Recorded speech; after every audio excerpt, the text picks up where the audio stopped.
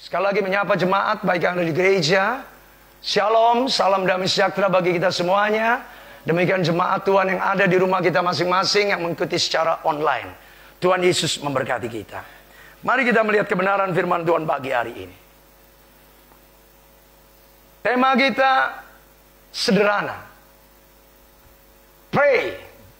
Berdoa. Berdoa.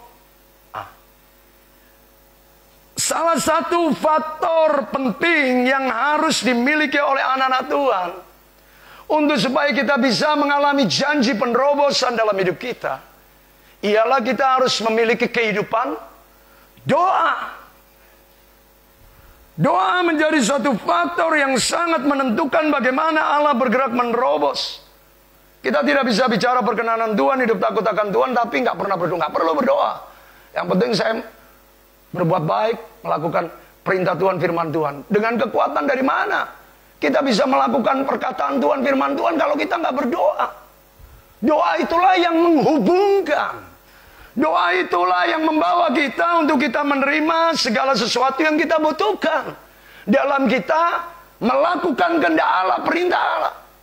Kalau kita tidak berdoa, bagaimana kita bisa menerima kuasa kekuatan Tuhan? Perintah Allah ini terlalu sempurna.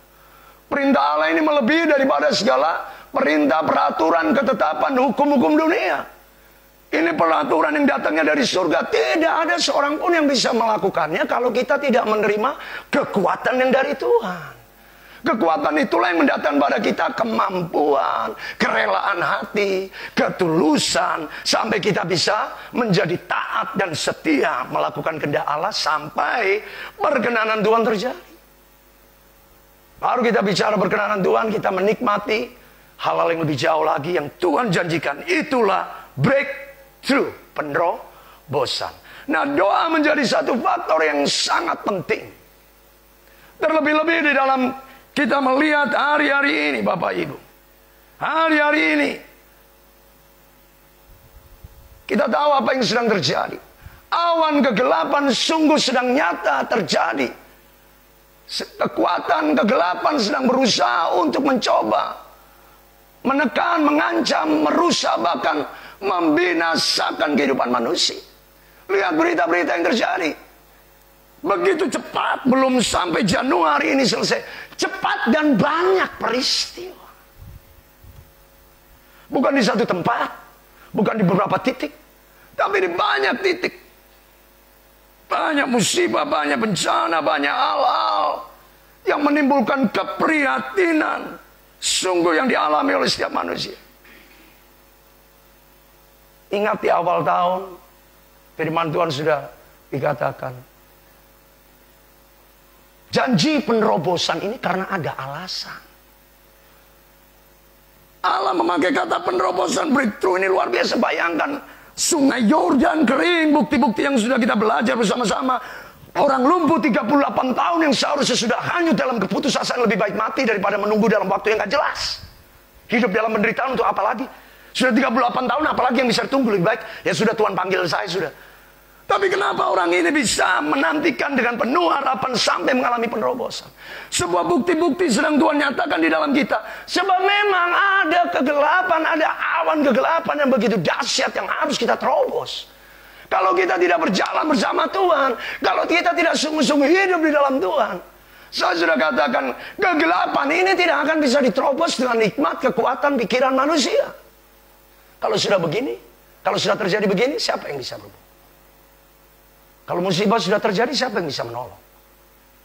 Kalau bencana sudah terjadi, siapa yang bisa berbuat sesuatu? Kalau sudah terjadi korban jiwa dan sebagainya, siapa yang bisa melakukan semuanya ini?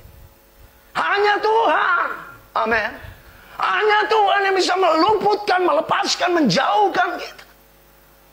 Tanpa Tuhan, siapa yang tahu tiba-tiba di 1 meter, 10 meter di depan sana ada jurang, ada tiba-tiba tanah terbelah, pohon tumbang katakanlah, dan sebagainya. Siapa yang tahu? Hal ini terjadi di mana-mana, Bapak. Kan tidak perlu sebutkan, sudah terlalu banyak. Banyak tempat. Semuanya memberitahukan, mengingatkan kita, ya tadi. Sebab itu, bagaimana supaya kita sungguh dapat memahami Allah yang bergerak menerobos. menolong, menyelamatkan, meluputkan, melepaskan daripada segala keadaan yang sepertinya sedang mengancam kehidupan manusia. Dalam banyak hal, termasuk dalam kehidupan pribadi, keluarga kita masing-masing. Bagaimana supaya kita bisa meloloskan, melepaskan diri kita dan melihat pertolongan Tuhan. Ya. Kita harus mengambil satu bagian yang penting. Hari Rabu saya katakan, dua hal yang sudah saya bicarakan. Bagaimana supaya kita bisa mengalami penerobosan? Pertama, kita harus mengenal kairos Tuhan. Apa itu kairos? Saya tidak perlu bicarakan lagi di sini. Dan yang kedua adalah menanti-nantikan dengan penuh harapan. Punya sikap hati yang benar untuk menantikan Tuhan. Dan yang ketiga, ini yang pagi hari ini kita bicarakan. Keep on pray, tetap berdoa. Tetap berdoa. Jangan meninggalkan kehidupan doa. Jangan mengabaikan kehidupan doa. Bapak Ibu, apa yang bisa kita lakukan kalau kita tidak berdoa? Usaha apa, pekerjaan apa hari-hari ini yang bisa diharapkan manusia untuk menolong diri? Kalau kita tidak berdoa, jawaban dari mana yang kita bisa nantikan untuk memberikan sebuah kepastian? Kepastian loh, bukan mudah-mudahan. Manusia berkata, ya mudah-mudahan saya ada rezeki, saya buat. Mudah-mudahan ini tidak pasti. Kita suka sekali mengharapkan yang mudah-mudahan dari manusia.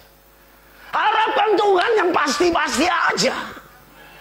Bagaimana caranya tadi? Pertama adalah kenali waktu Tuhan. Waktu Tuhan itu apa? Waktu Tuhan itu bukan lamanya, tapi soal perkenanan di hadapan Tuhan. Kalau engkau berkenan pada Tuhan, gak usah lama-lama. Hari ini pun kalau Tuhan melihat saudara berkenan, mujizat bisa terjadi. Kalau Allah berkenan, Allah itu gak mau lama-lama. Emangnya Allah mau mensiksa manusia? Kebenaran jelas bahwa Allah tidak pernah menunda-nunda untuk segala sesuatu yang mau dilakukannya atas kita. Dan janji Allah itu adalah hari yang ditetapkan oleh Allah itu adalah today. Hari ini. Bukan besok, bukan minggu depan, bukan bulan, bukan tahun depan. Hari ini. Kalau Allah mau menolong kita hari ini, kenapa harus kita tunggu bulan depan? Amin. Artinya setiap hari Allah itu mau menyatakan kebaikannya. Sambil kita juga memiliki sikap hati yang benar, yaitu menantikan bukan dengan pasrah, tapi dengan surrender, berserah. Pasrah itu tergantung nasib, tergantung keadaan. Situasinya betul-betul mendatangkan kebaikan, suatu yang menyenangkannya, syukur, puji Tuhan. Tapi kalau jadi tergantung keadaan, nasib. Tapi kalau berserah, kita tahu kepada siapa kita berserah. Bukan kepada apa. Apa adalah sesuatu. Tetapi kepada siapa kita berserah kepada siapa? Yaitu person, Allah sebagai pribadi. Kita datang kepada pribadi Allah yang sungguh sanggup melakukan keajaiban, membuktikan kuasa mujizatnya, dan menyatakan kebaikan kasih setianya dalam kehidupan kita. Nah, bagaimana kita bisa mengalami kairos yang tidak lama-lama dalam kehidupan kita asal berkenan, sekaligus kita menantikan dan penuh harapan? Itulah berdoa. Kalau kita tidak berdoa, bagaimana kita ngomong kita sedang menantikan Tuhan? Sikap kita hari-hari yang kita lalui, lebih kita lihat begitu banyak beban doa untuk situasi kondisi saat ini. Berdoa untuk tanah kita di sini, tanah Papua, supaya kita bersyukur bencana tidak terjadi. Padahal 2 hari kemarin ada gempa bumi, ada goyangan. Tapi bersyukur kita enggak ngerasa. Bersyukur loh, tempat lain ini goyang betul-betul. Goyang yang benar-benar bikin sakit gigi. Ya sakit gigi masih lumayan. Masih ada dokternya, dokter gigi, iya toh. Tapi kalau sudah goyangnya bumi, siapa ahlinya yang bisa? Ahli seismologi dari mana? Geografi dari mana? Geologi dari mana? Yang bisa menyelesaikan? BMKG dari mana yang bisa memberikan, oh besok nanti malam tepat? Tidak ada yang bisa tepat memprediksi, memperkirakan kapan bencana itu terjadi. Hanya mengira-ngira beberapa hari ini akan terjadi sebuah perubahan cuaca, mengira-ngira, tapi kapan tepat waktunya kita tidak pernah tahu. Kita bersyukur kita diluputkan. Tapi kita berdoa untuk tanah Papua, mana itu saya lihat ada banjir bandang. Banjir bandang, 3 rumah, Paniai, ya, Paniai. Yang ada banjir bandang. Puji Tuhan tidak terlalu parah. Puji Tuhan, Tuhan jaga, Tuhan lindungi kita semuanya. Tapi kalau lihat daerah-daerah lain, ngerikan, korban jiwa. Artinya kita tidak hanya sekedar mendengarkan berita, mengupdate berita, tapi lebih daripada itu sebenarnya Tuhan sedang berkata, berdoa untuk mereka. Berdoa untuk orang-orang, berdoa untuk sekelilingmu, berdoa juga untuk keluargamu, keadaanmu, supaya kamu jangan sampai terlena. Terlena sehingga kita lupa berdoa karena puji Tuhan anak wariaman kok. Loh, tidak berarti kemudian kita terlena. Ini akhir zaman Bapak Ibu. Mari kita lihat seorang nabi yang mendapatkan penglihatan akhir zaman secara luar biasa. Dan mengingatkan bagaimana pentingnya doa untuk kita lakukan. Habakuk pasal yang kedua. Nabi Habakuk pasal yang kedua. Ucapan ilahi penglihatan Nabi Habakuk pasal pertama ayat yang pertama. Ucapan ilahi artinya kata-kata ini bersifat ilahi, artinya dari Tuhan. Bukan kata-kata yang muncul dari pikiran saya semata-mata. Kita langsung melihat pasal yang kedua ayat yang pertama. Ya. Dikatakan ayat yang pertama, aku mau berdiri di tempat pengintaianku, dan tidak hanya sekedar berdiri, dan tidak hanya sekedar berdiri, dan berdiri tegak. Sudah berdiri, cuma berdiri, tapi berdiri itu banyak berdiri. Ini berdiri, yang penting berdiri. Tapi ini berdiri tegak. Berdiri tegak berarti posisi sempurna, siap sedia. Aku mau meninjau dan menantikan. Aku mau berdiri tegak di mana? Di menara. Dan berdiri tegak di menara, aku mau meninjau dan menantikan apa yang difirmankan Tuhan kepadaku. Ya. Apa yang dijawabnya atas pengaduanku. Lalu Tuhan menjawab aku demikian. Tuliskanlah penglihatan itu. Nabi ini mendapatkan sebuah vision, penglihatan. Dan penglihatan ini tentang akhir zaman. Dan ukirlah itu di dalam loh-loh. Supaya orang sambil lalu dapat membacanya.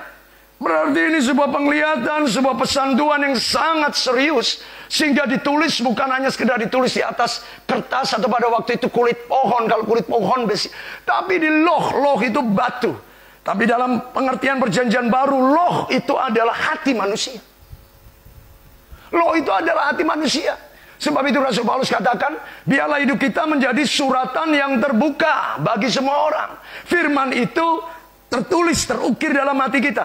Berarti ada sebuah pernyataan Tuhan yang begitu kuat. Melalui perintah Tuhan yang disuruh menulis, bahkan tidak cukup menulis. Diukir, bahkan bukan di sebarang tempat, diukir di batu.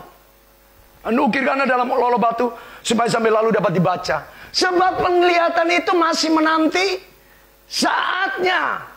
Tetapi ia bersegera. Lihat kata bersegera. Bersegera menuju kepada kesudahan. Di sini bicara akhir zaman. Segera menuju akhir zaman. Penglihatan ini tentang akhir zaman. Dan segera. Dan ia akan bersegera.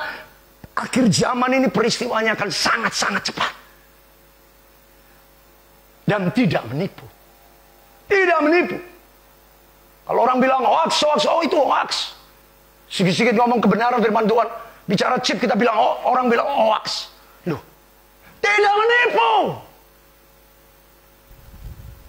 Bersegera menuju kesudahannya dan tidak menipu. Banyak sekali penyangkalan terhadap sebuah berita-berita yang sebenarnya tapi kemudian ditanggapi oleh pihak-pihak. Oh itu hoax. Hoax. Yang banyak mengatakan hoax. Justru orang itulah hoax. Dia berusaha memutarbalikkan fakta. Kita harus berhikmat dalam hal ini. Begitu banyak hal yang sebenarnya itu sebagai sebuah kebenaran yang sesungguhnya, tetapi sekarang coba dibalikkan menjadi kebenaran yang bersifat pikiran manusia. Kalau tidak menurut logika manusia, loh firman kok dipahami dengan logika manusia. Kalau lebih hebat dari Tuhan kah? Sekarang manusia, mana mungkin chip, mana mungkin. Emangnya berapa besar chipnya itu di dalam suntikan itu? Kalau dia ciptakan chip selembar rambut, mau apa? Bisakah kau bisa bayangkan rambut kita itu seberapa tebal sih? Kalau chipnya itu hanya setebal selembar rambut kita. Hari gini manusia bisa bikin apa aja. Kalau chip itu dalam bentuk cairan bagaimana? Tiba-tiba ketemu darah sel kita, sel darah kita baru dia terjadi pembentuk. Kalau imajinasi saat ini bukan imajinasi di atas awan, teknologi bisa memungkinkan segala imajinasi menjadi sebuah kebenaran. Ya.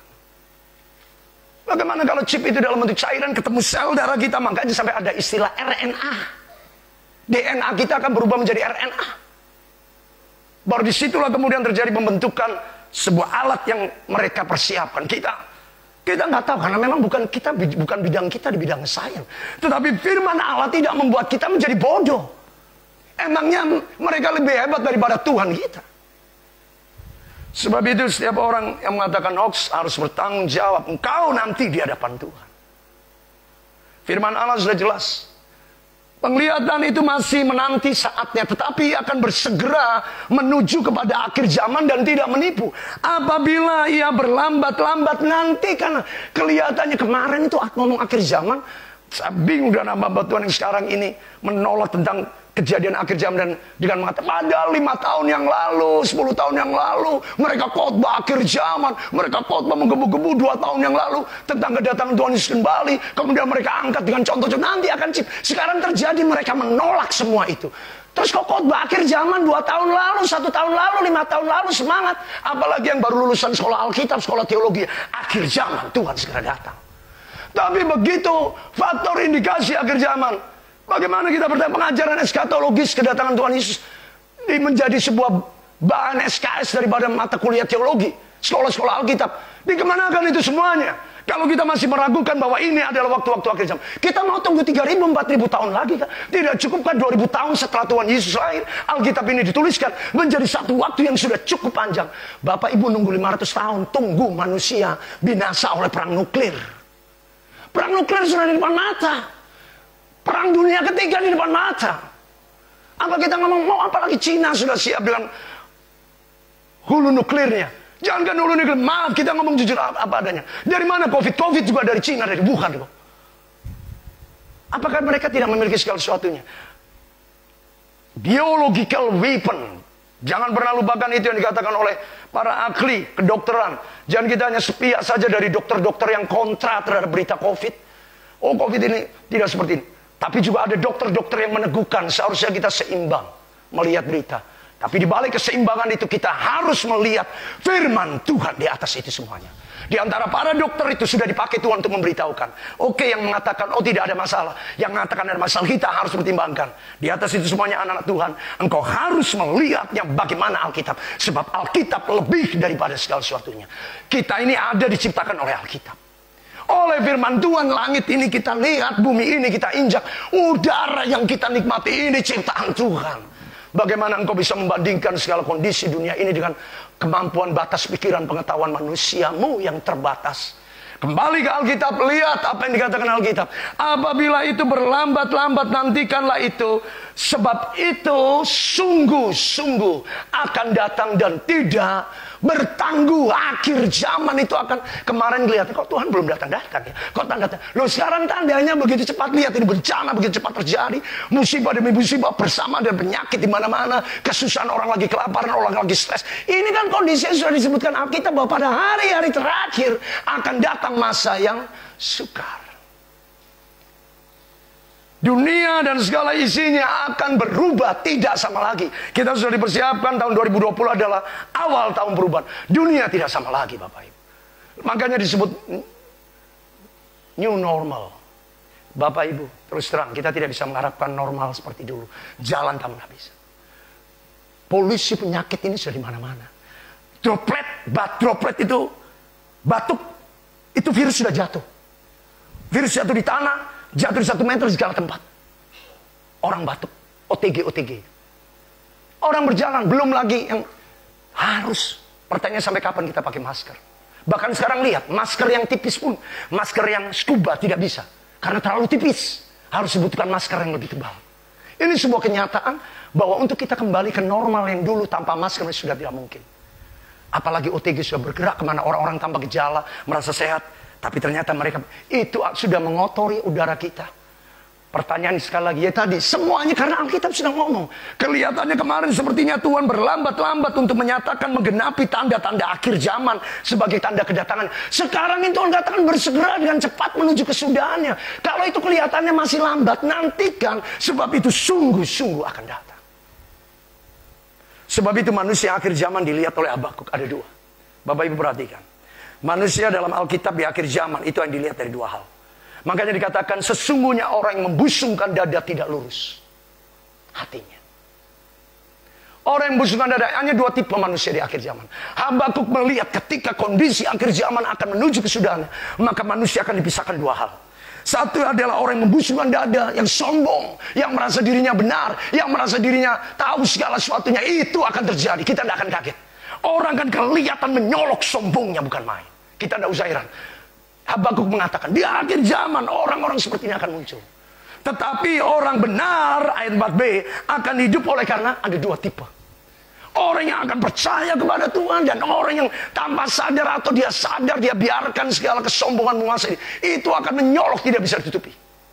Karena itu ayat 5 mempertegas sesungguhnya orang yang membusungkan dadanya tidak lurus hatinya. Ayat 5 menegaskan orang sombong dan khianat dialah yang melaga tahu. Tetapi dia tidak akan pernah ada. Artinya Tuhan akan menghukum. Dunia ini akan dihukum. Yang tidak mau percaya, yang masih menyombong, orang sombong itu adalah orang yang mengandalkan dirinya, mengandalkan kekuatannya, menganggap dirinya hebat, merasa dirinya bisa, menganggap, untuk apa Tuhan? Untuk apa perlu Tuhan? Terjadi tidak hari ini? Tadi kesaksian Mami. Lihat Amerika kurang ajarnya, berlaku tidak sopan.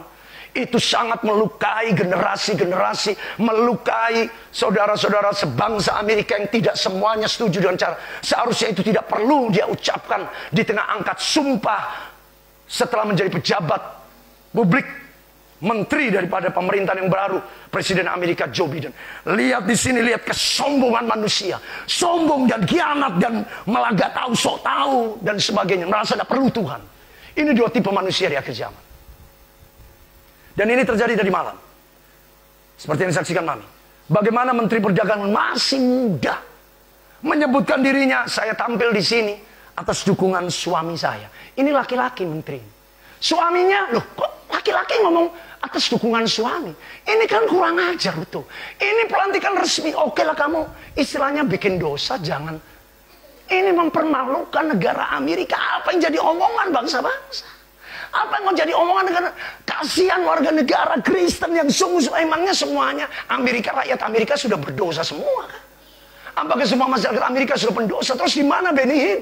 Hamba-hamba Tuhan yang luar biasa selama ini. Bagaimana pelayanan Billy Graham, Maurice Cerullo yang selama ini dikenal memberkati dunia? Bagaimana itu semuanya? Mereka membuang inilah sombong dan khianat. Sampai dengan tidak malu-malu habis di depan resmi, bukan omongan guru di pinggir jalan atau di warung. Resmi dalam sebuah pengungkapan testimoni, penyampaian ucapan pribadimu apa. Resmi, lihat situasinya. Ini sangat memalukan negara ini. Saya percaya orang Kristen Injili yang sungguh-sungguh di Amerika terpukul, terluka. Ini bukan ini seolah apakah ini gambaran Amerika, negara Kristen. Homoseks menjadi menteri dan tidak malu-malu untuk menunjukkan kehomoseksannya di depan publik dengan mengatakan saya punya suami Kristen sebagai laki-laki. Ini sangat melecehkan, maaf, kekristenan. Saya harus katakan pada menghinakan standar moral etika. Oke, kamu gay, homoseks, tidak usah ditunjukkan lah. Itu kan area pribadi, privat. Tidak usah ditunjukkan. Oke, itu masalahmu pribadi. Kau tunjukkan kau ini pejabat publik. Menteri itu adalah mewakili rakyat. Apa yang terjadi kalau pejabat publiknya sudah memberi contoh seperti masih muda? Bagaimana dengan generasi muda yang memiliki bakat bibit seperti itu? Tidakkah mereka, orang itu gay aja bisa jadi menteri? Jadi mama jangan larang saya untuk saya bergaul dengan laki-laki sama laki-laki. Secara berlebih-lebihan. Mengerikan, mengerikan. Inilah bentuk kesombongan yang sudah nyata sekali lagi. Bahkan tidak main-main contohnya dari negeri yang berkuasa saat ini. Amerika, Bapak Ibu. Sebab itu mari kita mau pastikan, kita kenali betul. Lihat bagaimana sifat kesombongan Bapak Ibu. Jangan sampai kita ada di area ini. Pada akhirnya sederhana, orang akan hanya dilihat orang yang sombong atau orang yang mau hidup benar. Tidak perlu dipilih, ini orang jahat, tidak perlu. Dosa itu akan bermuara pada satu, sombong. Dosa semua orang itu akan bermuara pada satu hal, keangkuhan. Pada akhirnya, orang mau bersalah apapun, berbuat jahat pada ujung-ujungnya. Lihat kalau orang pembunuh, oh kau sudah menyakiti berapa? Oh saya sudah lihat. Mereka tambah sombong. Muaranya adalah setiap dosa kejahatan manusia itu adalah kesombongan. Karena kejahatan itu adalah penentangan kepada Tuhan. Siapa yang menentang Tuhan? Itu tadi sombong. Lucifer menyombongkan dirinya. Aku bisa sama dengan, bukan sama seperti lagi. Aku bisa menjadi sama dengan Allah. Seharusnya aku pun bisa duduk di atas takhta Allah. Dia memberontak di surga oleh kesombongannya karena segala kemampuan yang dia miliki. Sesungguhnya malaikat yang paling populer di surga itu adalah Lucifer. Dia memiliki kelebihan segalanya. Itu disebutkan dalam Yeskiel pasal yang ke-37-36. Baca sendiri. Itu gambaran Lucifer yang luar biasa. Gambaran seperti kemagahan Raja Tirus. Sombong inilah Bapak Ibu. Sebab itu Bapak Ibu, kalau kita mulai merasa sedikit sombong, mulai ada membangkitkan kesombongan, mari jangan itu dibiarkan. Kalau perlu Tuhan babat habis, cabut sampai ke akar. Sebab itu akan membawa kita kepada sebuah penggenapan yang disebutkan oleh Habakuk. Akan ada dua tipe orang di akhir zaman. Mau ngomong kejahatannya soal ya gay, homoseksual. Lihat orang ini kan sombong gay ini. Tidak punya malu. Tidak perlu. Kita aja sebagai orang Kristen yang bukan warga negara Amerika. Yang Kristen bukan warga negara. Malunya bukan main. Apalagi warga Amerika sendiri. Loh itu menteri kami kah? Itu pejabat kami kah? Kayak seperti itu. Loh terus bagaimana dengan warisan rohani? Nenek moyang kami, orang tua kami. Pendeta-pendeta kami yang sudah mengajarkan kebenaran. Sekarang begitu mudahnya seorang pejabat menyatakan dirinya dengan sebuah perbuatan keji jahatnya yang begitu menyolong. Inilah kesombongan yang disebutkan. Mari Bapak Ibu. Orang sombong dan khianat dialah yang melaga tahu dan dia tidak akan tetap ada. Ia mengangakan, lihat ini. Dia menyombongkan, dia mengangakan mulutnya seperti dunia orang mati. Tidak kenyang-kenyang seperti maut. Sehingga segala suku bangsa dikumpulkannya dan segala bangsa. Lihat ini dia berusaha mempengaruhi. Tidak puas-puas. Hari ini yang terjadi, lihat. Mereka mengangakan mulutnya. Dari mana itu? Lihat itu. Charles Brown berkatakan dia sudah punya usaha yang luar biasa dalam bidang IT. Masih nggak puas sudah memakan korban. Dia masih mau masuk lagi dalam bidang kesehatan. Obat-obatan. Dengan mengatakan vaksin saya akan buat.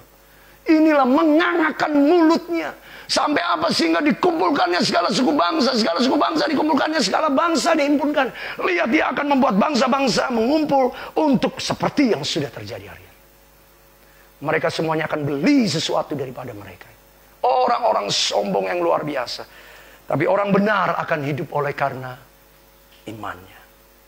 Orang benar akan hidup oleh karena percaya. Sebab itu Bapak Ibu, kita harus sungguh-sungguh membangun hidup kita di dalam doa. Jangan sampai doa menjadi sebuah hal yang doa lagi. Kenapa kalau doa? Jangan cuma 5D. Doa pagi, sarapan pagi, makan siang, makan malam, doa, tidur. 5D ini. Iya toh? Syukur itu kalau masih 5D. Kadang cuma 2D. Doa bangun sama tidur, makan, lapar langsung saja. Bapak Ibu, kita tidak cukup dengan doa-doa yang simple, sederhana.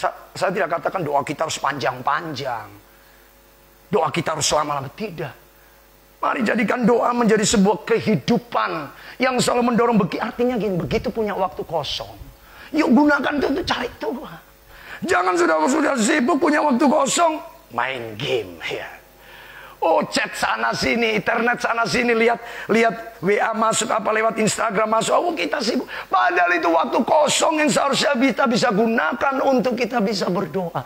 Tidak, saya masih mau ini ada berita dari teman lama ini. Teman baru lagi, dia baru tahu nomor saya. Seharusnya setelah kerja tidur lebih baik, tapi waktu istirahat tidur itu dihabiskan lagi. Sambil tidur pun, sampai tidur pun Bukan beralaskan Alkitab, beralaskan handphone di dadanya. Ya. Menyalakan waktu kosong. Mari waktu kosong kita selama ini untuk apa? Jangan sampai Tuhan melihat aku sudah beri kamu waktu untuk bekerja, waktu untuk sibuk. Tapi jangan sampai waktu kosong yang ada yang kamu miliki masih kau ambil untuk keperluanmu. Mari kita harus berdoa. Bapak Ibu, Fatsal ini muncul dengan sebuah latar belakang luar biasa. Pertama, Habakuk mengadu tentang ketidakadilan. Ayat 2 sampai dengan ayat 4. Ketidakadilan ini bagaimana terjadinya? Habakuk melihat sebuah ketidakadilan di mana kebenaran berjalan terbalik, keadilan pun tidak sebagaimana seharusnya berlaku, seperti yang disebutkan ayat 4. Karena kejadiannya seperti ini. Ayat yang kelima, lihatlah di antara bangsa-bangsa dan perhatikanlah. Jadilah heran dan tercengang-cengang. Aku, Tuhan, akan melakukan suatu pekerjaan dalam zamanmu yang tidak dapat dipercaya jika diceritakan.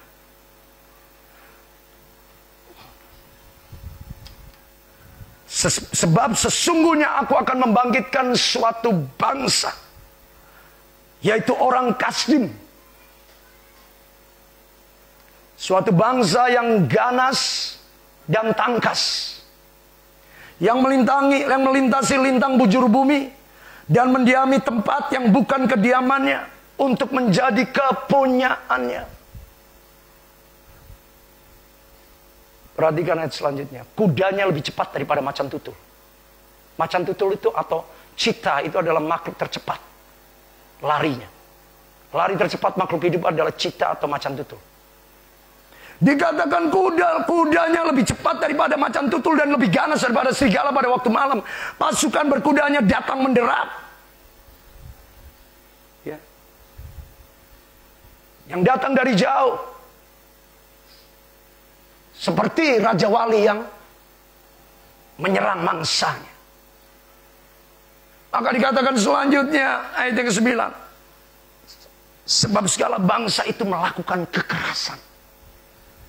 Serangan pasukan depannya seperti angin timur. Luar biasa. Dan segala tawanan dikumpulkannya. Dan mereka mengumpulkan tawanan seperti banyaknya pasir. Raja-raja dicemoohkannya. Penguasa-penguasa menjadi tertawaan. Ditertawakannya. Orang-orang yang berkubu. Ditimbunnya tanah. Ya, sampai didudukinya. Direbutnya tempat itu. Maka mereka berlari seperti angin dan bergerak terus. Demikianlah mereka bersalah dengan mendewakan kesombongan, mendewakan kekuatannya. Di akhir zaman ada sebuah kekuatan yang luar biasa, yang kudanya lebih cepat daripada macan tutul, lebih ganas daripada serigala malam. Apa itu? Sangat cepat, ganas. Virus secara cepat sedang bergerak ke seluruh. Bapak Ibu, satu kata kunci yang sangat, ini menjadi kata kunci yang suka dikutip oleh anak-anak Tuhan, suka disampaikan, dibagikan, yaitu tadi percepatan. Tapi yang kita lupa, iblis juga sudah tahu waktunya sangat singkat. Wahyu 12 ayat 12b. Sebab ia tahu waktunya sangat singkat, iblis telah turun di dalam bumi ini dengan geramnya yang dahsyat. Celakalah kamu, hai bumi, laut dan segala isinya. Sebab iblis, Wahyu 12 ayat 12b, telah turun padamu dalam geramnya yang dahsyat. Sebab ia tahu waktunya sudah singkat. Iblis tahu waktunya, sebab itu dia harus bergerak dengan sangat cepat. Habakuk menerima informasi, ucapan, nilai, penglihatan yang diterima oleh Habakuk. Lihatlah akan terjadi di antara bangsa-bangsa. Lihat yang terjadi sekarang ini. Begitu cepat, tiba-tiba virus ini seperti kuda yang berlari lebih cepat daripada macan tutul, lebih ganas daripada segala. Pasukan berkuda datang menderap. Itu seperti angin bergerak terus. Seperti tidak bisa dibatasi, seperti tidak bisa dihentikan, seperti tidak stop. Kita dikejutkan dengan berita mutasi. Mengerikan ini Bapak ini. Jujur aja ini mengerikan. Seperti kata Alkitab, saya tidak sedang menakut-nakuti. Pasukan ini garang dan ganas, dahsyat dan menakutkan. Penyakit ini sedang melanda. Sebab itu Tuhan berkata, kita tidak bisa melakukannya. Sebab itu menteri itu sempat berkata, kita berdoa. Yang kita bisa lakukan, berdoa. Dan apakah kebetulan dia kemarin harus di reshuffle? Saya harus katakan apa adanya. Ini adalah sebuah pemahaman doa. Bagaimana doa bisa menjawab, bagaimana doa bisa membentengi, mengatasi serbuan daripada segala bentuk penyakit yang demikian rupa. Sudah mengancam. Alkitab sudah menubuatkan, menyatakan hal ini. Semuanya ini akan menuju kesudahannya dengan bersegera. Ayat yang ketiga tadi. Sebab penglihatan ini, Habakuk melihatnya, melihat 2700 tahun yang lalu. Habakuk melihat peristiwanya 2700 tahun yang lalu. Lebih-lebih kita yang sudah ada 2700 tahun. Penglihatan ini akan bersegera dan tidak menipu. Dan betul kita lihat hari ini. Ini seperti kuda yang lebih cepat. Tiba-tiba begitu cepat, kemarin belum sampai. Lihat ini, belum sampai 1 tahun loh. Covid ini. Februari 2020, ini masih Januari 2021. Belum 1 tahun, tapi dampaknya sudah betul-betul mengerikan. Dahsyat dan menakutkan, ganas dan mengerikan betul. Sebuah kekuatan kuasa gelap sedang menguasai dunia ini. Sebab itu akhirnya mereka akan mengumpulkan segala suku bangsa. Seperti katakan ayat yang 5. Segala bangsa akan dihimpunkannya. Mereka akan mengangangkan mulutnya seperti dunia orang mati. Baik, sekarang satu-satunya cara dengan pikiran manusia. Kalau kalian tidak terima vaksin, ya sudah. Tapi puji Tuhan yang saya kagum sama Tuhan. Mereka tidak bisa menyembunyikan. Setiap kali ada berita hal terbaru, selalu ada berita yang muncul juga. Yang memberitahukan anak-anak Tuhan. Walaupun kemudian tidak lama 1-2 hari atau 1-2 minggu. Dikonter dengan itu hoax, itu hoax. Ya. Saya harus berani katakan, bagi saya secara pribadi sebagai warga negara menganalisa perkataan Bapak Menteri Erick Thohir. Apakah itu salah bicara, kepleset, kepelintir lidahnya. Dengan Bapak mengatakan sesudah divaksin barulah diketahui seorang artis yang divaksin ini memiliki barcode. Sesudah berarti ini sudah masuk, bukan di luar. Barcode di barang saya setuju. Tapi kalau sudah masuk tubuh, itu bukan lagi barcode. Itu sudah memiliki sebuah tujuan tertentu. Jelas dikatakan, seperti tadi disaksikan. Sesudah diinjeksi vaksin masuk, maka akan diketahui artis ini ada barcode-nya. Langsung masuk dalam data online. Maka orang itu akan diketahui dia sudah terima vaksin. Pertanyaannya, maaf saya harus berani katakan, kenapa tidak diberitahukan sebelum-sebelumnya? Selama ini kita tahu vaksin hanya untuk mengatasi virus. Tidak ada soal barcode. Ini kan mengagetkan. Ini pejabat publik, Bapak Ibu, beliau tidak tahu, saya percaya. Saya tidak tahu apakah beliau kepelintir silat lidah. Saya percaya ini bukan editan, bagian yang dikatakan baru diketahui nomor plat nomornya. Saya harus katakan apa adanya. Inilah yang saya maksudkan Tuhan baik. Artinya Tuhan sejak dini sudah beritahu kita. What is the vaccine? What the vaccine is. Saya secara pribadi berani berkata, saya tidak akan menerima vaksin. Terlebih lagi saya sudah pernah mengalami sakit dan saya tidak minum obat. Saya sudah buktikan. Disaksikan oleh istri dan anak-anak saya. Jemaat kami sampai kami liburkan 2 minggu. Ibadat tanpa jemaat. Artinya Allah sanggup dan masih ada cara lain, tidak harus memakai vaksin. Apalagi kita di negara yang kaya dengan mataharinya. Kaya dengan tumbuh-tumbuhan herbalnya. Kenapa kita tidak bisa mempercayai bahwa Allah sudah menyediakan jawabannya itu melalui alam yang ada di sekeliling kita. Asal kita mau jaga tubuh sehat, makan makanan sehat. Kita artinya tidak harus vaksin. Buktinya Singapura kemudian hari ini tidak mengharuskan hal-hal itu. Saya tidak sedang mengkanter apa yang menjadi usulan pemerintah. Hanya kita harus menyikapi dengan bijaksana. Kita harus bijaksana. Firman Tuhan mengatakan, yang penting di sini adalah bijaksana. Wahyu 13 ayat yang ke 18 atau 17. Karena bilangan itu adalah bilangan manusia. Maaf, kita sudah diberitahu Allah. Hebatnya kan Tuhan sudah ngomong 2000 tahun yang lalu. Bukan khotbah akhir zaman yang ditulis 10 tahun yang kemarin. Ya, kalau tulis 10 tahun kemarin itu tulisan pakar teologi. Tapi ini difirmankan Tuhan 2000 tahun yang lalu. Siapa yang bisa tahu 2000 tahun ke depan bisa terjadi? Itulah firman Allah. Masuk ke dalam tubuh. Dan yang lebih mengejutkan kan ada unsur seolah-olah ada keharusan di sini. Kenapa harus diharuskan?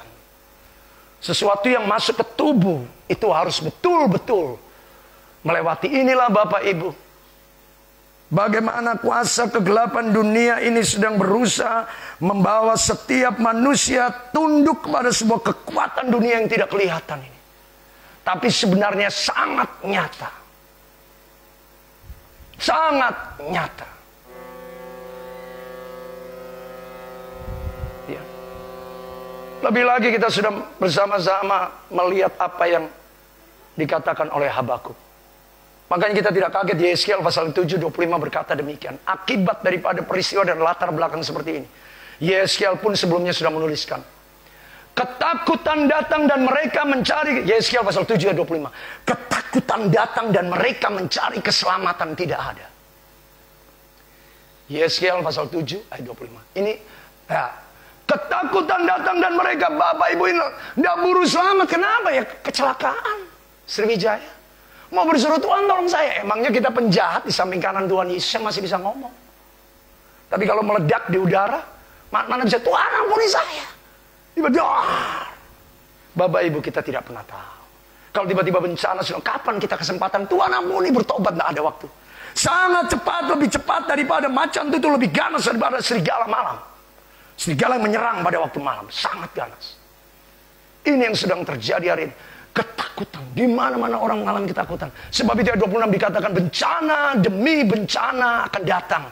Kabar demi kabar tersiar. Mereka menginginkan penglihatan seorang nabi, menginginkan suatu penglihatan nabi. Pengajaran lenyap daripada imam dan nasihat. Tidak ada orang bijaksana. Sebab itu Bapak Ibu, kalau kita masih bisa mengerti diajar firman, mari cari firman. Mari betul terima firman Tuhan.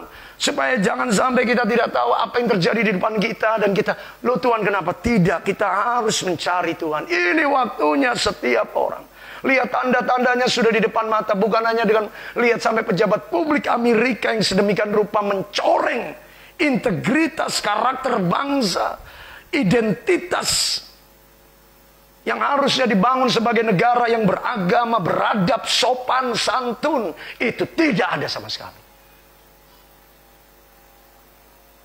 Apakah saya harus ceritakan kalau misalkan ada seorang pejabat diangkat, oh saya punya 10 selingkuhan. Kalau dia laki-laki yang normal suka perempuan. Oh saya punya 10 selingkuhan. Saya punya 200 simpanan karena saya kaya raya. Saya pikir itu tidak perlu disebutkan. Itu urusan pribadi. Itu hanya akan menimbulkan ketidakpercayaan masyarakat. Engkau dengan hidupmu aja sudah gak karu-karuan. Tidak benar, bagaimana engkau bisa memimpin? Menjadi pejabat publik yang akan mengatur keadaan kami, masalah kami. Sebuah ketidakpercayaan. Tapi inilah sebuah kebenaran yang sudah kita lihat. Sebab itu ayat selanjutnya, kalimat selanjutnya dikatakan, Raja akan berkabung, ayat 27. Yeskiel 7 ayat 27. Raja akan berkabung. Ya, pemimpin akan diliputi kekejutan, kekagetan, dan tangan seluruh, lihat ini semua terjadi. Tangan seluruh penduduk negeri lemas. Ketakutan.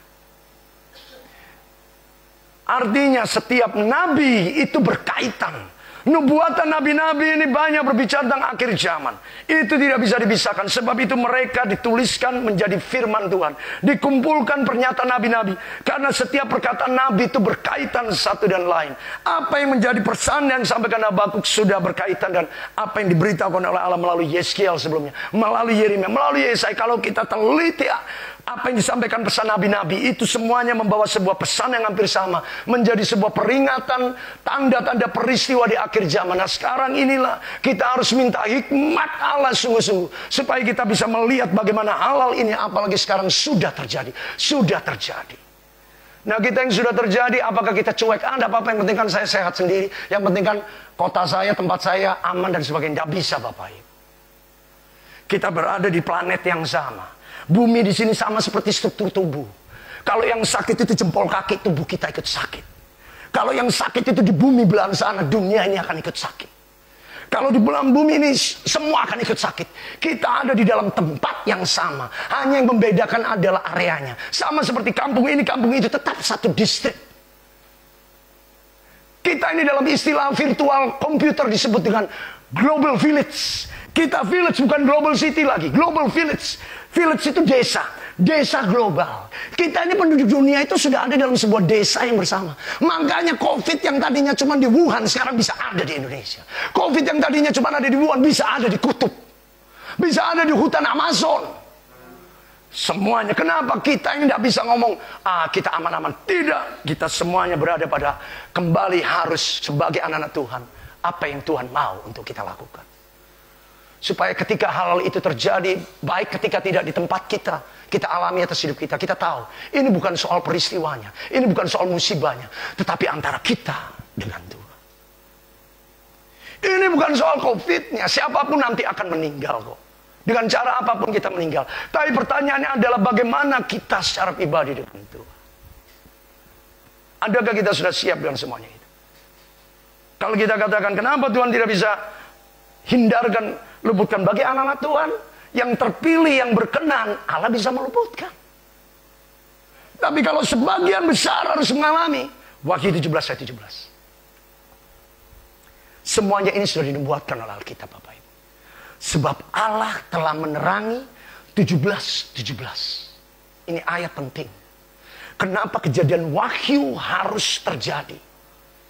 Kuncinya di 17 ayat 17. Peristiwa dunia akhir zaman kenapa harus terjadi? Sampai kejahatan seolah-olah kok Tuhan tidak bisa batasi. Tidak. Karena Allah pun turut mengizinkan semuanya. Karena memang dunia sudah dinubuatkan harus sampai pada kesudahan zaman.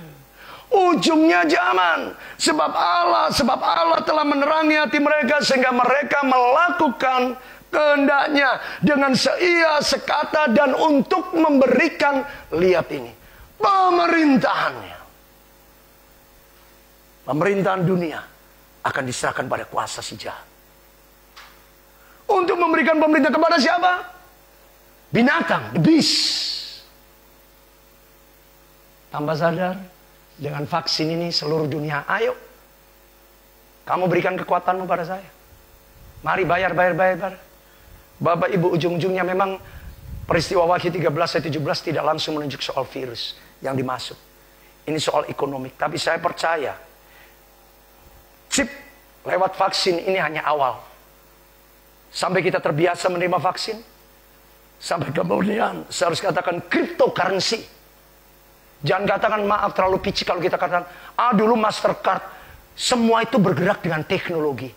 Kenapa mereka tidak 10 tahun yang lalu? Karena memang teknologinya belum ada pada waktu itu. Tapi rekayasa teknologi sedang dibangun. Kalau teknologinya sudah berlangsung 10 tahun yang lalu, 20 tahun yang lalu, ya langsung ke cryptocurrency. Tidak perlu lagi melalui segala bentuk ATM, kredit card, dan sebagainya. Karena itu pun dibutuhkan pengetahuan. Ini kan butuh kecanggihan teknologi. Jangan terlalu picik. Karena itu butuh sekolah. Butuh knowledge untuk menciptakan barang-barang itu. Untuk bisa menciptakan chip yang bisa masuk, emangnya kita pikir kayak membuat martabak telur di pinggir jalan kah? Itu butuh penelitian sains yang luar biasa. Kalau sekarang kemarin kan dulu retina, makanya terjadi perkembangan. Terjadi perkembangan di sini, teknologi semakin canggih dan ini memang malah semakin cepat. Kecanggihannya sudah terlalu cepat. Sampai yang kemarin kita pikir retina sekarang begitu cepat langsung suntik. Vaksin sampai diciptakannya seperti kata para pengamat ilmu kesehatan dan dokter yang sudah menyampaikan dalam berita internasional. Berita ini bukan berita lokal, internasional. Akan diciptakan cryptocurrency. Cryptocurrency adalah mata uang yang dimasukkan dalam tubuh. Di mana orang hanya bisa membeli cryptocurrency. Sudah bukan lagi digital money melalui kartu kredit dan sebagainya. Sudah lebih canggih. Itulah chip nomor rekening Anda seperti yang kita sudah bicarakan. Sebenarnya teori ini sudah dibicarakan 10 tahun, 15 tahun yang lalu. Hanya saya bingung dengan orang-orang Kristen.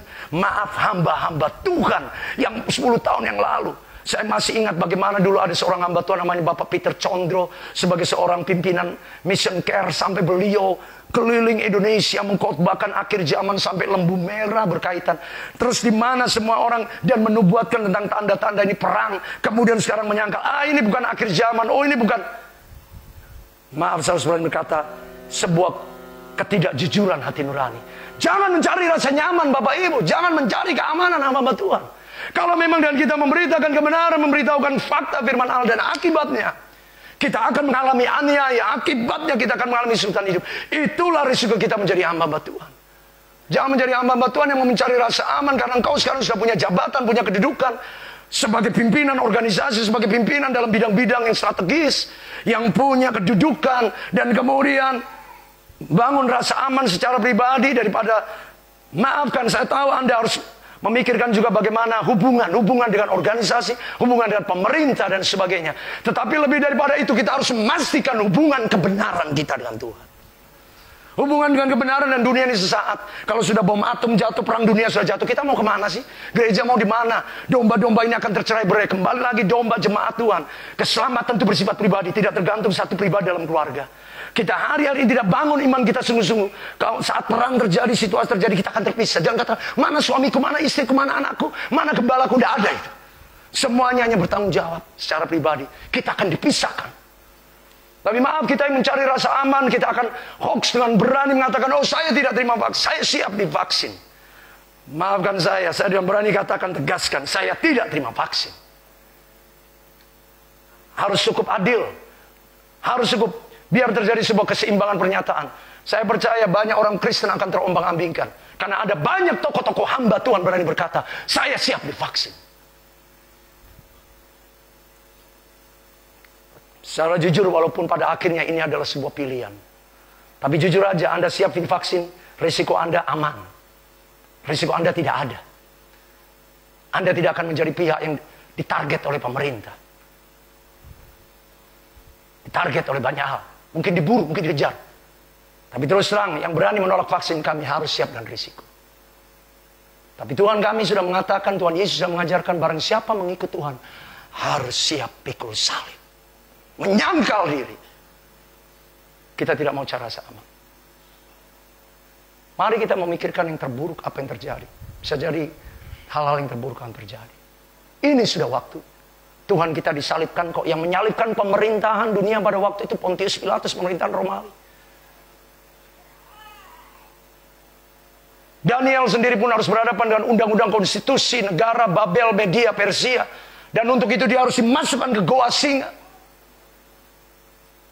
Bagaimana kita bisa mencari rasa aman hanya untuk sebuah kompromi yang kita tahu dasar firman Tuhan. Apakah perlu firman Tuhan ini sungguh-sungguh dibukakan dengan detail demikian rupa? Sampai kita baru, iya betul. Saya tahu vaksin pilihan. Sebab itu sebagai seorang memiliki hak memilih. Saya mengatakan, saya memilih untuk tidak divaksin. Apapun akibatnya. Kami siap. Sebab kebenaran harus dinyatakan. Saya harus berani katakan, terlalu banyak hamba Tuhan yang berani pasang badan, saya siap divaksin. Gampang kalau ngomong siap divaksin Bapak Ibu. Aman. Tapi berani kan engkau untuk mengatakan saya mau tantang hamba-hamba Tuhan. Engkau yang masih bingung. Engkau masih nggak tahu, termasuk jemaat anak-anak Tuhan. Dengan risiko yang harus kau tanggung akibat kau berkata, saya tidak terima vaksin. Dengan segala akibatnya. Lebih baik kita mati bersama dengan Tuhan dalam kekekalan. Daripada kita hidup umur panjang dengan menikmati fasilitas dunia. Tapi engkau tahu keselamatan tidak menjadi sebuah kebenaran. Bapak Ibu sekali lagi, rekan-rekan hamba Tuhan, ini bukan khotbah yang kita hadapi karena soal vaksin. Ini khotbah sudah 5-10 tahun, 20 tahun lalu. Bahwa one day, suatu hari, suatu saat akan datang sebuah produk dunia yang akan membuat manusia dipaksa untuk menerima masuk tanpa sebuah pilihan. Apapun alasan sains untuk menegaskan hal itu. Supaya engkau tidak menular satu sama lain. Dan sebagainya. Tapi pernyataan sekaligus pertanyaannya adalah Alkitab sudah mengatakannya. Bahwa engkau akan menerima sesuatu pada dahi dan tanganmu. Sebuah tanda daripada si jahat antikris yang sedang menguasai dunia ini.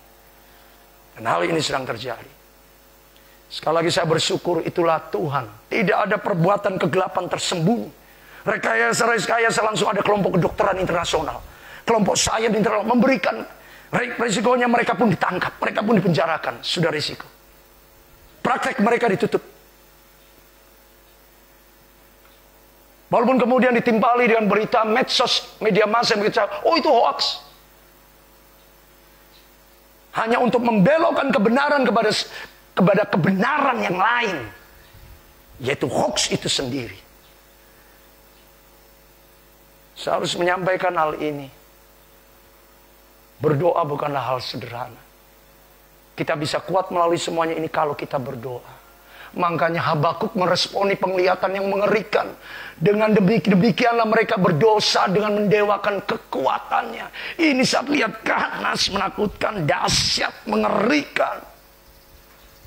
Aku mau berdiri tempat pengintianku. Aku mau berdiri tegak di menara. Aku mau meninjau, menantikan. Ini sikap doa, sebab itu dilanjutkan pasal 3. Doa Nabi Habakuk dalam nada ratapan. Dibawa dalam roh doa yang luar biasa. Lihat. Dikatakan tadi di Wahyu 17 ayat 17. Sebab Allah telah menerangi hati mereka untuk melakukan kehendaknya. Dan seia sekata dan untuk memberikan pemerintahannya. Ini bangsa-bangsa Bapak Ibu. Nanti baca sendiri Wahyu 17. Judul Wahyu 17, kejatuhan Babel. Kejatuhan dunia. Dan saya khawatir ayat ini berbicara tentang Amerika. Kekuatan Babel dunia itu sebenarnya berpusat di Amerika. Hedonisme, hedo kata anak-anak muda. Hedo. Nah sekarang ini terbukti faktanya. Bagaimana menteri yang hedonisme mengumbar nafsu kejahatan seksnya di depan umum saat dilantik, setelah dilantik. Mengerikan. Dengan untuk memberikan pemerintahan mereka berarti bangsa-bangsa kepada binatang itu. Sampai segala firman Allah telah digenapi. Semuanya ini memang sudah harus terjadi. Semuanya sudah disebutkan. Kita tidak bisa lari. Kita harus melewatinya. Sebab itu Allah berkata kita akan terobos. Amin. Terobos dengan apa? Bersama Tuhan. Bagaimana melewati keadaan yang buruk. Sudah mengalami peristiwa ini, terus bagaimana nanti makan. Bapak Ibu pikirkan kondisi-kondisi yang mengalami musibah. Terus makannya bagaimana? Minumnya bagaimana mereka? Rumah mereka yang hancur, rusak. Perkebunan, pertanian mereka, tempat usaha mereka hancur. Butuh berapa lama untuk bisa recovery, pemulihan. Supaya tempat usaha bisa jalan kembali, perkebunan bisa kembali dilakukan, pertanian bisa diatur kembali. Butuh waktu. Bagaimana kita bisa melewati semuanya itu? Allah, sebab itu tahun ini Allah bicara penerobosan, bersama Tuhan kita bisa melewati segala sesuatunya. Dengan Allah saja, tanpa Allah tidak ada kekuatan yang lain. Hanya Allah, hanya Tuhan Yesus. Dan salah satu kekuatan itu adalah kita harus berdoa. Mari, jangan abaikan doa. Mari, setiap waktu kita harus berdoa.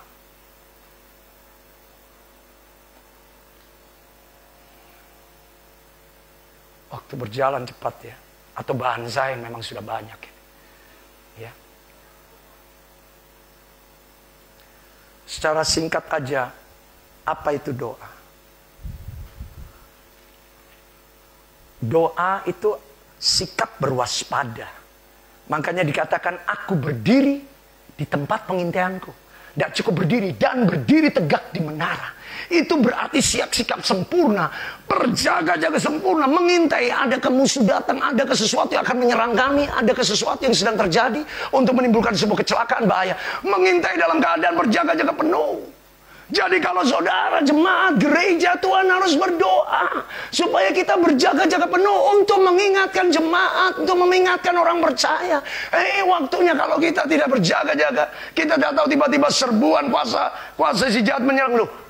Kenapa? Karena kita tidak berjaga-jaga, tidak berwaspada untuk mengintai, untuk berdiri di menara, untuk melihat apa yang terjadi. Ada hari-hari gini yang tidak mengintai berkata, tenang saja, Tuhan akan berkati kita dengan satu mobil. Kita akan diberkati dengan satu. Mau sih ngomong berkat-berkat saja. Khotbah-khotbah, tenang saja, beras di rumahmu pasti akan penuh. Dan sebagainya. Tenang saja, uangmu pasti tidak habis-habis. Kalau perlu yang di bank tambah-tambah. Hari ini yang mengalami kesulitan di masa susah, datang ke depan, diberkati Tuhan, kau akan kaya raya dan terus kaya. Pusing, bingung dengan model khotbah yang demikian. Padahal Habakuk berkata, aku berdiri di tempat pengintaian. Untuk melihat berwaspada. Padahal dia tadi lihat dan perhatikan. Lihat di antara bangsa-bangsa dan perhatikanlah. Jadilah heran dan tercengang-cengang. Khotbah-khotbah yang hanya memuaskan telinga, kau akan dikagetkan dengan keadaan yang terjadi. Ingatkan jemaatmu, ingatkan orang percaya. Anak-anak Tuhan, supaya kita berjaga-jaga, ini waktunya kita berwaspada. Supaya kita tidak terlena. Supaya kita tidak tertidur. Tertipu. 3T ini penting. Terlena oleh karena dunia. Dunia masih menarik, dunia masih menyenangkan. Tertipu daya oleh karena segala bujuk rayunya. Sehingga kita tidak bisa lihat lagi membedakan mana yang benar. Mana yang menjadi kehendak Tuhan bukan. Akhirnya kalau sudah tertipu, tersesat. Tersesat dan tinggal waktunya terjatuh dalam dosa. Dalam jerat iblis yang pada akhirnya iblis datang untuk mencuri, membunuh, dan membinasakan. Sebab itu kita harus waspada. Berdoa berarti membuat roh kita berjaga-jaga. Untuk apa yang akan terjadi. Yang kita tidak tahu di depan kita. Yang kedua, doa itu berbicara menanti-nantikan. Bapak Ibu, kita menanti-nantikan. Siapa yang Bapak Ibu nantikan? Apa yang Bapak Ibu nantikan? Hanya sekedar materi, berkat yang kita butuhkan, mujizat. Siapa? Kita harus menanti-nantikan Tuhan. Kalau kita menanti-nantikan Tuhan, ini akan terjadi. Tuhan akan memberikan kita roh yang tekun. Tekun. Tidak akan mencari cara-cara jalan pintas. Jalan gampang, jalan lain. Kalau hari ini harus pikul salib, pikul salib. Tekun. Sampai jawaban yang sesungguhnya yang Tuhan berikan, Allah beri. Itulah menanti-nantikan Tuhan. Dalam ketekunan itu kita akan sabar. Sabar itu tidak tergesa-gesa. Nggak terburu-buru. Membuat keputusan, membuat pilihan menurut apa yang kita pikir baik, tapi belum tentu berkenan di hadapan Tuhan. Kesabaran memang mahal. Sebab itu dibutuhkan, dilahirkan dari sebuah proses menanti-nantikan Tuhan. Kita mau tekun lebih dulu, baru kita sabar. Amsal 14:29, orang sabar besar pengertiannya. Amsal 14:29. Orang sabar besar pengertiannya. Tetapi siapa cepat marah memperbesar kebodohan. Sabar itu tidak mudah Bapak Ibu. Kita tahu persis itu. Amsal 19 ayat yang kedua. Tanpa pengetahuan kerajinan pun tidak baik. Ini sudah saya bahas hari Rabu. Yang kedua, orang yang tergesa-gesa akan salah langkah. Berdoa mengajar kita menanti-nantikan supaya kita memiliki roh tekun, sabar, tidak tergesa-gesa. Amsal 21 ayat 5b. Rancangan orang rajin itu akan menghasilkan kelimpahan. Tetapi setiap orang yang tergesa-gesa akan mengalami kekurangan. Don't be hurry up. Jangan tergesa-gesa. Kita harus sabar. Amsal 16 ayat 32. Orang yang sabar melebihi seorang yang merebut kota. melebihi seorang pahlawan. Orang yang menguasai dirinya melebihi orang yang merebut kota. Kesabaran itu mengerjakan banyak keuntungan. Kesabaran itu mengerjakan banyak kelebihan. Kesabaran itu akan menolong kita, meluputkan kita daripada hal-hal yang kita tidak inginkan. Kita harus sabar. Sampai akhirnya kita menerima jawaban. Sampai kita siap menerima jawaban. Kalau Tuhan sudah menjawab, jawaban Tuhan itu tidak kecil, Bapak. Yeremia 33:3 mengatakan, berserulah kepadaku maka aku akan menjawab engkau. Ini loh jawaban Tuhan. Kalau Tuhan sudah jawab doa kita itu dengan dari ketekunan kesabaran, itu hasilnya luar biasa. Lebih dari semua yang kita bisa harapkan, pikirkan, usahakan. Berserulah kepadaku maka aku akan menjawab engkau dan memberitahukan kepadamu hal yang besar yang tidak terbahami, yakni hal yang tidak kau ketahui. Jadi ini betul-betul berkat yang luar biasa yang tersembunyi. Seperti yang dikatakan 1 Korintus 2 ayat 9, seperti ada tertulis apa yang tidak pernah dilihat mata, dengar telinga, timbul di hati, yang tidak kau ketahui itu yang disediakan Allah. Jawaban Tuhan ini besar, hal yang besar. Yeremia 32 ayat 27, sesungguhnya akulah Tuhan Allah segala makhluk. Yeremia 32 ayat 27. Tidak usah jauh dari Yeremia 33. Dari 33. Sesungguhnya akulah Tuhan Allah segala makhluk. Adakah suatu apapun yang mustahil untukku? Bagaimana Allah tidak bisa menjawab doa-doa kita? Untuk menyatakan perbuatan yang ajaib. Yang besar itu, sebab itu Daud sendiri pun memberikan sebuah bukti. Banyak hal, Mazmur 40 ayat yang ke-6. Yang telah engkau lakukan ya Tuhan Allahku. Banyak, bukan sedikit. Kalau Allah menjawab, itu diberi banyak. Sebab itu nantikan Tuhan dengan bertekun, sabar, sampai engkau siap menerima jawaban. Kalau engkau siap, itu jawaban Tuhan luar biasa. Astonishment, mengejutkan, amazing, mengagumkan. Allah sanggup berikan pada kita. Mazmur 40 ayat 6. Banyak yang telah kau lakukan ya Tuhan. Banyak, bukan sedikit kalau Allah sudah menolong kita. Mau mengalami banyak? Nantikan Tuhan. Amin. Allah akan menerobos, melakukan hal yang luar biasa. Perbuatanmu dan maksudmu. Yang ajaib dan maksud. Tuhan itu punya maksud. Bukan sekedar sesuatu terjadi tanpa maksud. Hanya kita harus percaya menantikan Tuhan. Karena Allah menyediakan jawaban yang luar biasa. Amin. Akhirnya, jadikanlah firman Tuhan yang ketiga. Berdoa itu apa? Berdoa itu berjaga-jaga. Berdoa itu menanti-nantikan Tuhan. Untuk bertekun, sabar sampai terima jawaban. Yang ketiga, berdoa itu berarti engkau membangun kekuatan supremasi Alkitab dalam hidup. Supremasi itu keunggulan, keistimewaan, keabsolutan, itu supremasi. Mutlak kita harus bergantung oleh firman Tuhan. Secara cepat firmannya, saya mau langsung firmannya. Roma 1 ayat 16. Sebab aku mempunyai keyakinan kokoh dalam Injil. Sebab Injil adalah kekuatan Allah. Injil ini kekuatan Allah, Bapak Ibu. Pegang teguh Alkitab, Bapak Ibu mau butuh apapun. Ngalami apapun, Tuhan pasti melakukannya untuk menolong kita. Firman Tuhan ini terlalu dahsyat. Sebab aku mempunyai keyakinan yang kokoh dalam Injil, bahwa Injil berkuasa untuk menyelamatkan setiap orang percaya. Pertama-tama orang Yahudi. Yang selanjutnya adalah orang-orang Yunani. Seperti ada tertulis di dalamnya, bertolak dari iman, memimpin pada iman. Seperti ada tertulis seperti kata Habakuk tadi. Habakuk 2 ayat yang keempat, tipe 2 manusia di akhir zaman. Inilah kebenaran yang mengubah seorang Rasul Paulus. Bagaimana dia bisa bertobat? Inilah pengalaman rohani yang sama seperti yang dialami oleh Martin Luther, tokoh reformasi gereja pada abad 16. Abad 15-17, secara khususnya dia mengalami sebuah penerobosan. Ini yang diterima ketika dia menjadi seorang uskup yang begitu taat saleh. Tapi itu tidak cukup untuk membuat dia merasa rohani. Masih merasa berdosa bersalah. Setelah dia mengalami tulisan Paulus inilah. Yang juga sudah dinubuatkan oleh Habakuk. Tulislah itu, ukirlah pada loak batu itu firman yang luar biasa. Dalam perjanjian lama orang benar hidup oleh iman, itu hanya ditulis oleh Habakuk. Dalam perjanjian baru 3 kali dalam kitab Ibrani, Galatia, Dan yang kita lihat sekarang di kitab Roma ini. Inilah dasar kita jadi Kristen. Kita menjadi percaya karena kasih karunia Tuhan. Amin. Supremasi Alkitab harus kita pegang teguh Bapak Ibu. Sebab itu akibatnya Roma 4. Akibat daripada kita memegang firman Tuhan. Roma 4 ayat 17. Seperti ada tertulis, engkau telah menjadikannya sebagai bapa segala bangsa. Yaitu dia yang percaya kepada Allah, yaitu Allah yang dipercayainya.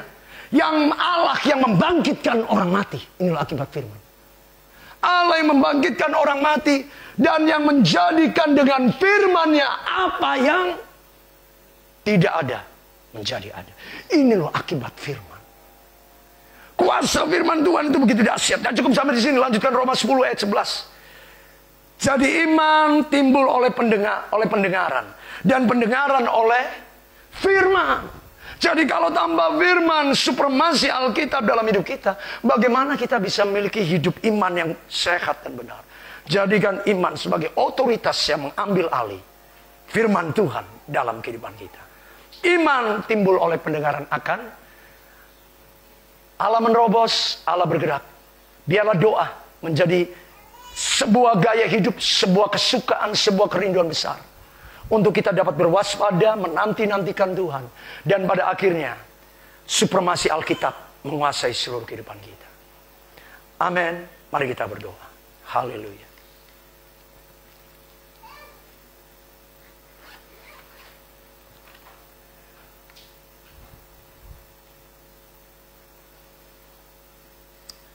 Bapa di surga, pagi hari ini Tuhan, kami mau merendahkan hati kami di hadapan-Mu. Kami mau menyadari segala keterbatasan kami, kekurangan kami, kelemahan kami. Sebaliknya tantangan, keadaan, situasi kehidupan ini semakin berat Tuhan. Sedangkan kami lemah. Semakin sulit kehidupan ini. Sebab firman Allah sendiri pun memberitahukannya. Hanya hidup yang bergantung, berserah, mengandalkan Tuhan Yesus sepenuhnya. Yang dapat melewati keadaan-keadaan yang terjadi. Di sana sini banyak orang mengeluh. Keadaan tidak berubah, sudah keadaan tidak berubah. Artinya keadaan mereka semakin sulit. Musibah tiba-tiba terjadi. Alam tiba-tiba marah. Tempat-tempat yang tidak banjir. Malang yang tingginya kayak gitu di Jawa Timur banjir Bapak Ibu. Malang itu kota di atas bukit gunung. Banjir, kaget kota-kota.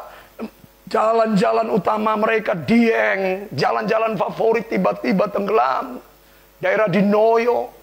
Kami suka jalan ke Malang. Terkejut Malang yang di atas itu bisa banjir juga.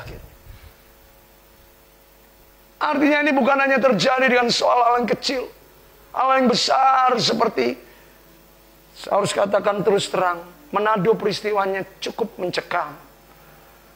Karena selain luapan dari air laut, dari atas danau Tondano itu turun. Atas bawang mengepung kota ini. Artinya situasi hari-hari tidak mudah, kita harus berdoa. Doakan kalau tempat kita aman, doakan tempat-tempat yang alami musibah. Berat Bapak Ibu. Padahal kita sendiri pun sedang berjuang menghadapi kondisi tantangan secara umum yang sudah kita lihat. Bagaimana menghadapi dengan kondisi yang sejak 2020 kemarin. Tuhan, dengan apakah kami dapat berdiri kuat teguh di atas menara, di tempat pengintaian selain dengan kekuatan doa kami Tuhan. Seringkali kami merasa lelah Tuhan. Letih, lesu, lutut kami bergetar karena kami tahu beban hidup ini terlalu berat. Kaki kami gemetar Tuhan. Kami tidak sanggup. Ini penghiburan kekuatan kami. Engkau menjanjikan tahun ini tahun penerobosan. Di tengah ketidaktahuan, keterbatasan, kelemahan, kekurangan kami Engkau berjanji. Walaupun kegelapan sedang menghadang. Kegelapan sedang mengancam, menekan. memenuhi, melingkupi dunia ini, bangsa-bangsa. Tapi kami percaya terobosan yang dari Allah selalu ada bagi kami. Terobosan daripada Tuhan Yesus itu akan dinyatakan atas hidup kami. Kami tidak mau ditipu dengan kondisi yang ada. Kami mau tetap teguh, berdiri di atas janji firman Tuhan. Sebab tidak ada kebenaran yang lebih utama, sempurna dan kekal selain firman Allah. Sebab firman ini sudah ada sebelum dunia ada. Sebelum semuanya ini ada, firman-Mu berkata jelas, bumi belum berbentuk dan kosong. Sebelum bumi menjadi bundar, dipenuhi dengan lautannya dan daratannya, mana ada bentuknya. Siapakah yang membuat bumi ini bundar? Membuatnya dipisahkan darat dan laut, langit dan darat, bumi, musim-musim, hujan, panas, 4 musim di barat. Siapakah yang mengatur itu? Sampai hari ini, kalau kami bernafas, siapakah yang memberikan nafas ini? Siapakah yang membuat oksigen ini bisa bergerak, mengisi paru-paru, jantung bergerak, masuk dalam darah? Kami menghidupkan seluruh tubuh ini. Siapakah selain Engkau, ya Tuhan? Oleh firman Tuhan, oleh firman Allah, semuanya dijadikan dari yang tidak ada menjadi ada. Tidak berbentuk menjadi berbentuk. Bahkan yang tadinya gelap, gulita, menutupi samudra raya, menjadi terang oleh terang kemuliaan Tuhan. Bumi disinari oleh matahari pada waktu siang, disinari oleh bulan dan bintang pada waktu malam. Yang tadinya gelap gulita, melihat terang daripada Tuhan. Lebih-lebih kehidupan kami, kami sedang melewati awan kegelapan ini. Tuhan, kami perlu terang-Mu bercahaya, semakin kuat dalam hidup kami. Ampunilah kami apabila beberapa waktu ini kami sempat mengabaikan waktu doa. Dengan alasan apapun, Tuhan, ampunilah kami. Kami mau lebih setia. Kami mau lebih tekun lagi, supaya kami pun menerima jawaban yang dari Tuhan. Allah yang berjanji, bila Allah menjawab kami, itu hal-hal yang luar biasa. Allah sanggup nyatakan, berikan, limpahkan atas kehidupan kami. Kami mau hidup dengan janji-Mu di dalam Tuhan Yesus yang mengasihi kami. Biarlah kebenaran-Mu terus mengurapi hati kami, mengingatkan, mengajar, memberitahukan kami. Kami bangun hari demi hari menjadi harinya Tuhan, waktunya Tuhan. Bukan kami ambil banyak untuk diri kami. Pakai kami lebih lagi, Bapa. Kami tahu waktunya sudah sangat dekat. Tuhan Yesus segera datang kembali. Tuhan Yesus sudah tidak lama datang. Yerusalem baru, tempat kediaman Allah di Maha Tinggi, yang Maha Kudus, dipersiapkannya bagi kita rumah Bapa yang kekal, bersama Bapa, Anak, Roh Kudus, tinggal selama-lamanya. Di sanalah kami menanti, di sanalah kami akan pergi, di sanalah kami akan hidup selama-lamanya. Tidak ada air mata, duka cita, ratapan, keluh kesah lagi. Penderitaan sudah dihapuskan, maut sudah ditiadakan. Hanya terang Tuhan yang menguasai, memimpin, menolong, memberkati hidup kami selama-lamanya. Terima kasih untuk hidup yang saat ini Engkau berikan bagi kami di bumi. Kami mau terus berjuang dengan iman, taat, setia mengikut Tuhan. Firman-Mu itulah kekuatan kami. Firman-Mu Tuhan, itulah pelita yang menghibur, menjadi jawaban dalam keterbatasan kami. Kami sambut Engkau, Tuhan Yesus Kristus, dalam hidup kami. Mari jemaat bangkit berdiri. Terimalah berkat Tuhan. Haleluya. Bagaimanapun apapun situasi yang sedang terjadi, yang sedang kau hadapi alami, percaya. Percaya. Adakah suatu apapun yang mustahil bagi Tuhan? Serahkan hidupmu. Sebab itu Allah memanggil kita semakin dekat lewat doa-doa kita. Lewat uji penyembahan kita. Sebab Allah mau memberikan yang terbaik. Yang dahsyat itu, yang ajaib itu.